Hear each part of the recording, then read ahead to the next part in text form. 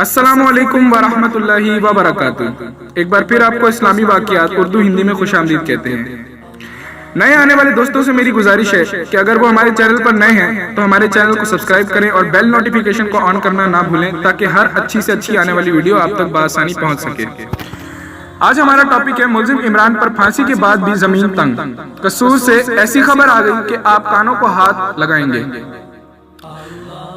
معصوم زینب اور دیگر 8 بچیوں کو اغوا اور قتل کرنے والے مجرم عمران کو پھانسی کے بعد اس کی لاش قصور نہیں لائی جائے گی اور نہ ہی اسے قصور میں دفن کیا جائے گا۔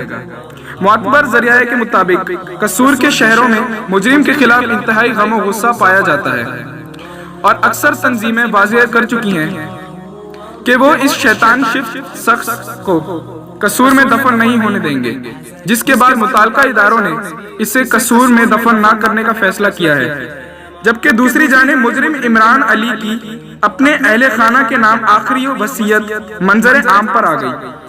تفصیلات کے مطابق زینب سمیت 8 بچیوں کا قتل عمران علی آج اپنے انجام کو پہنچ گیا۔ عمران علی کی وصیت بھی منظر عام پر آ گئی ہے، جس میں اس نے لکھا کہ میں اللہ تعالیٰ سے اپنے کیے کی معافی مانگتا ہوں، میرے کیے کی سزا مجھے مل گئی ہے، میں نے جو کیا بہت غلط کیا، میں نے اپنے کیے پر بہت شرمندہ ہوں۔ زندگی میں کوئی بھی ایسا کام نہ کرنا جس سے شرمندگی ہو۔ عمران علی نے یہ بھی لکھا کہ میرے گھر والوں کو تنگ نہ کیا جائے اور ان کو ان کے ذاتی مکان میں رہنے دیا جائے۔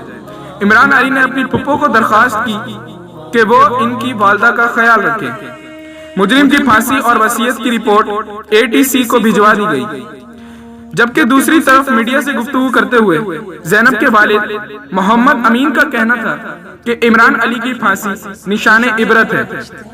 ان کا مزید کہنا تھا کہ عمران علی خود چل کر پھانسی گھاٹ تک آیا، لیکن اس کے چہرے پر بالکل خوف یا ندامت نہیں تھی اور وہ بلا خوف چلتا ہوا آ رہا تھا، جو دیکھ کر میں مزید پریشان ہوا کہ یہ کیسا شفاق شخص ہے جسے موت سے بھی خوف نہیں آ رہا۔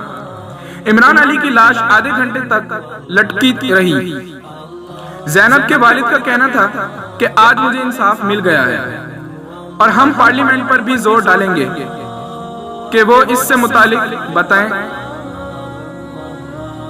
گئے قانون کو پاس کرتے ہوئے اس کی سختی سے عمل کریں اور بچوں کو ساتھ یہ جرم کرنے والے کسی بھی مجرم کو بچنا نہیں چاہیے اور انہیں سرے عام پھانسی دی جانی چاہیے تاکہ اس طرح کے جرائم کا فوری طور پر خاتمہ ہو جائے۔